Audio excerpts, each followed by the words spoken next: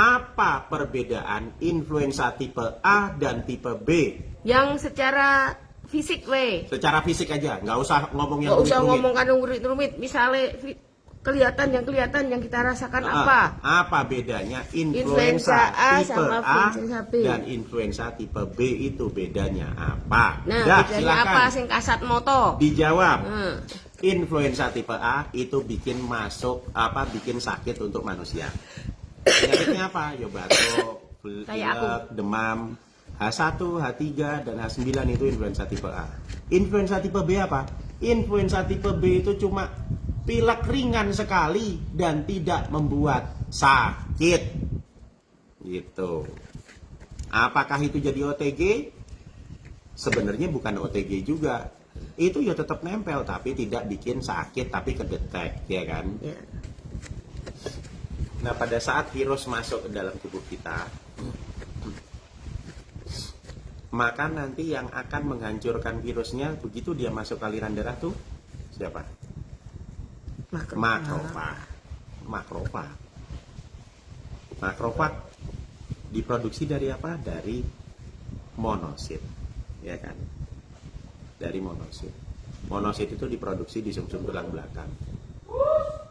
Nah, nanti begitu ada virus masuk, langsung keluar. Makanya kalau misalnya ada infeksi awal, maka kalau kita lihat gambaran darahnya, itu nanti pasti jumlah monositnya akan naik. Biasanya infeksi awal itu monositnya tinggi, limfositnya juga naik, tapi tidak setinggi monosit. Nanti kalau sudah ada infeksi berikutnya, limfositnya duluan yang tinggi, monositnya baru di bawahnya.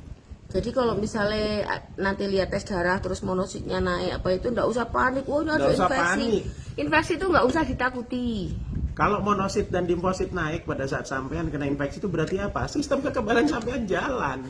Nggak ada yang perlu ditakuti. Gimana caranya nurunin? Buat apa diturunin? Biarin aja Nanti pada makanin. saat tubuh sudah turun ya turun sendiri. Nanti kalau virusnya udah habis ya produksinya berhenti. Tapi dengan catatan lakukan sesuatu, Nah, bukan dibiarkan. sekarang Lakukan Yang sesuatunya yang harus- tidak menekan radang. Nah, yang harus dilakukan apa untuk menaikkan monosit itu? Ya kita makan antioksidan. Antioksidan itu apa? Vitamin C, vitamin E, glutathione, beta karoten, vitamin A, itu semuanya antioksidan.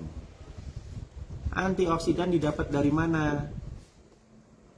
Yang alami sajalah. Dari buah, sayur, dan tanaman herbal. Oke? Nah, diingat-ingat gitu.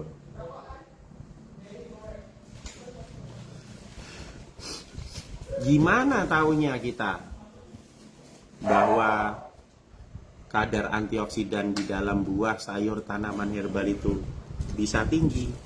Karena kita melihat nilai dari ORAC. Oke? Sebentar, kita tulis dulu.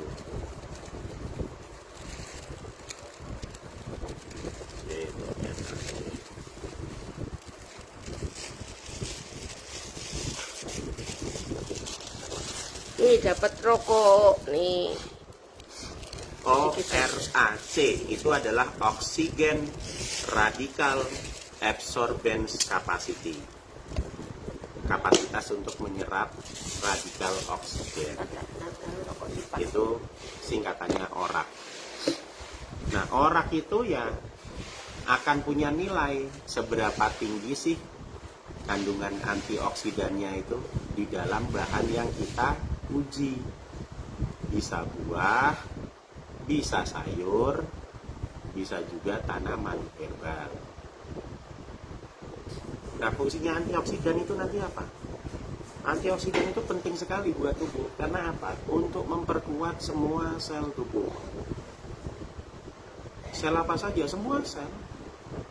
Termasuk sel kekebalan, termasuk makrofag, termasuk sel T sitotoksik. Kalau makrofagnya kuat, itu misalnya loh, makrofag 1 bisa makan virus 2.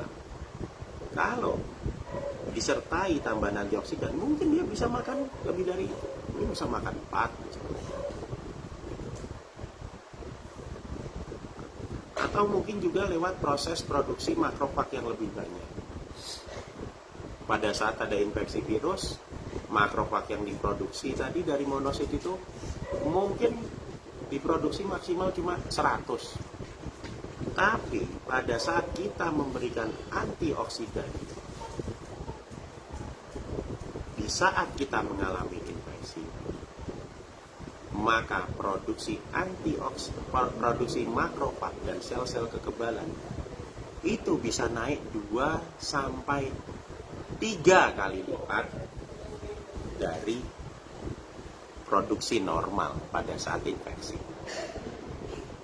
Jadi misalnya gini, kalau nggak ada infeksi mungkin makrofag atau monositnya itu paling cuma ya 20, di angka 20, 30 misalnya. Tapi begitu ada infeksi dia naik jadi 100. Pada saat ada infeksi dan kita memberikan antioksidan, maka makrofagnya juga naik tapi bukan 100. Naiknya bisa 200 atau 300. 2 sampai 3 kali lipat. Dengan makrofag yang lebih banyak, maka yang terjadi apa? Virus yang dimakan akan lebih banyak. Virus yang dihancurkan lebih banyak. Nanti akan ketempelan sel T helper lebih banyak, ketempelan sel B lebih banyak yang mengakibatkan produksi antibodi akan bisa naik 2 sampai 3 kali lipat dibandingkan pada saat tidak memakai antioksidan. Sekarang pertanyaannya, sebutkan 3 jenis buah atau sayur atau tanaman herbal dengan nilai ORAC tertinggi Yang ada di Indonesia. yang ada di Indonesia. Yang tertinggi ya, dari urutan Yang tertinggi tertinggi, pertama, jadi biar kedua, yang ketiga. atas, bawahnya. Sebutkan 3 macam, terserah mau buah, sayur atau tanaman herbal dengan nilai antioksidan tertinggi yang diukur pakai nilai ORAC, orang tadi. Silahkan dijawab. Jadi nilai ORAC tertinggi mungkin bukan cuma di Indonesia tapi di dunia. Maksudnya tanamannya ada ada di Indonesia itu. tanaman cengkeh, yang kedua di kayu manis, yang ketiga itu ada di turmeric Ya. atau di kunyit. Tapi kunyit itu maksudnya turmeric itu nggak cuma kunyit ya. Ada temu mangga, turmeric, pokoknya segala macam turmeric. Itu sebabnya di dalam sapu jagat dan Badarmolo itu kami masukkan bahan-bahan itu. Gitu loh. Karena apa? Untuk menaikkan antioksidannya. Antioksidannya tinggi, otomatis nanti akan memproduksi sel kekebalan lebih banyak, regenerasi sel lebih cepat. Gitu loh. Makanya kalau pada saat terjadi infeksi kita minum sapu jagat dan Badarmolo, itu proses kesembuhannya akan lebih cepat dibandingkan yang Tidak minum. tidak minum.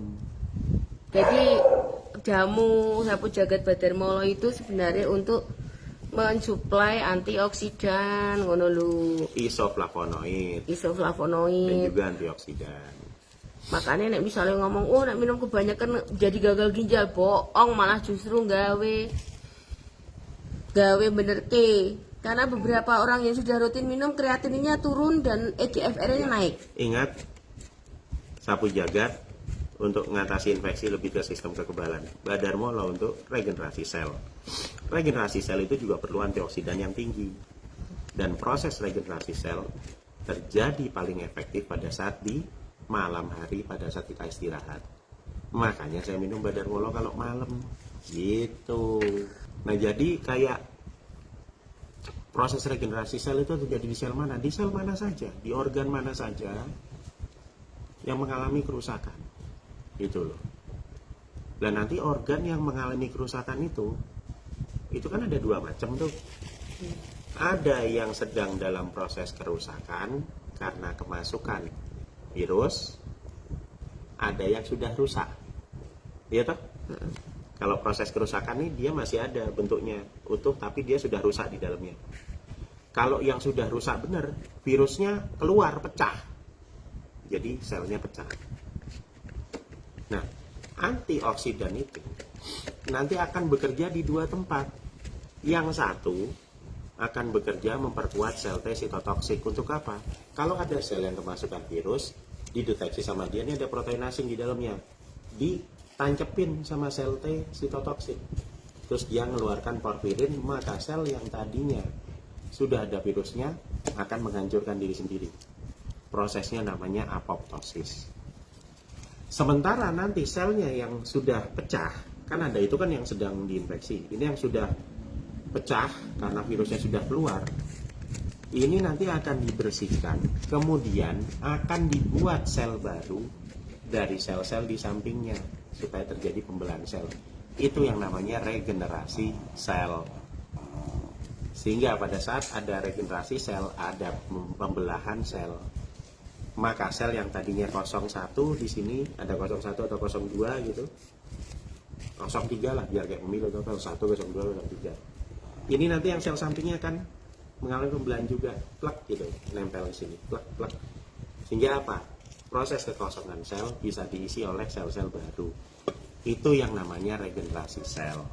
Nah, Sekarang nggak mungkin juga regenerasi terus berlebih kalau yang kita masukkan itu bahan alami. ya, karena kalau sistem dari bahan alami dan juga sistem tubuh itu menganut prinsip homeostasis atau keseimbangan. Tidak berlebih, tidak kekurangan, semua serba seimbang. Butuhnya 3 ya dia akan nyetak 3, tidak akan nyetak 5 atau 6. Oke?